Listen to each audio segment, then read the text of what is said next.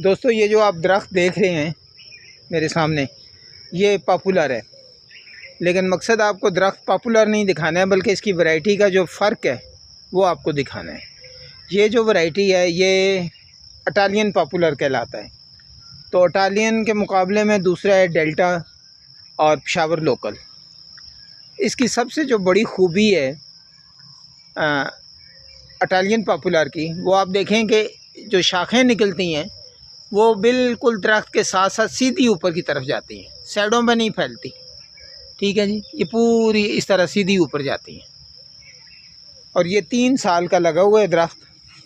आप पौधे से पौधे का फासला भी देखें, तकरीबन 3-4 फुट से ज़्यादा नहीं है। और आप इसकी मोटाई का अंदाज़ा भी कर सकते हैं।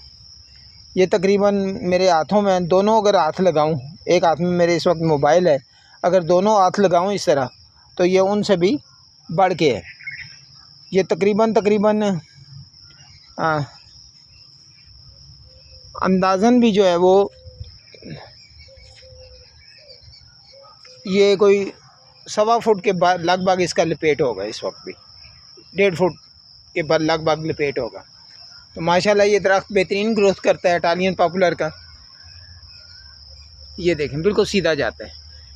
तो ये आप बहुत कम 5-5 फुट के फासले पर लगा के तकरीबन 1800 पौधे 1 एकड़ में लगेंगे।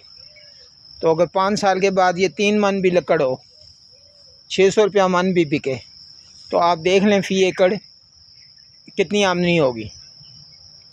तो ये कोई मिथ नहीं है, ना कोई अफसाना है, बल्कि प्रैक्टिकली है। होता ही है कि हम बहुत कम दरख्त लगाते हैं और फिर उसके बाद तवक्को करते हैं कि शायद वो दरख्त बहुत कुछ दे। मर्दान से जो पार्टियां आती हैं उनकी प्रॉब्लम ये होती है कि उन्हें पूरा एक ट्रक का लोड चाहिए होता है। तो कम से कम ये 2-4-5 कनाल पे लगाओ ताकि ये आपको कोई इनकम भी दे। अगर ऐसा मुमकिन ना हो तो फिर आपके लिए सबसे बेहतर यही है कि आप इसको शर्कन जुनूबन लगाएं, यानी जुनूबन और शुमालन लगाएं, यानी जुनूब से शुमाल की तरफ। और अगर आपने फसल भी काश्त करनी हो तो आप अपनी मर्ज़ी से 15 या 20 फुट का फासला लाइन टू लाइन रख सकते हैं। तो जुनूबन शुमालन जो लगाएंगे तो जुनूबी साइड पर सूरज रहता है गर्मियों में सारा, तो एक दरख्त का साया फिर दूसरे दरख्त पे पड़ेगा, तो इस तरह से फसल का नुकसान नहीं होता है। तो हमारे पास भी इसके पौधे अवेलेबल हैं। इस वक्त थैली में पौधे मौजूद हैं इटालियन पॉपुलर के। तो जिस दोस्त को चाहिए वो तला सीडलिंग पर रब्ता करें।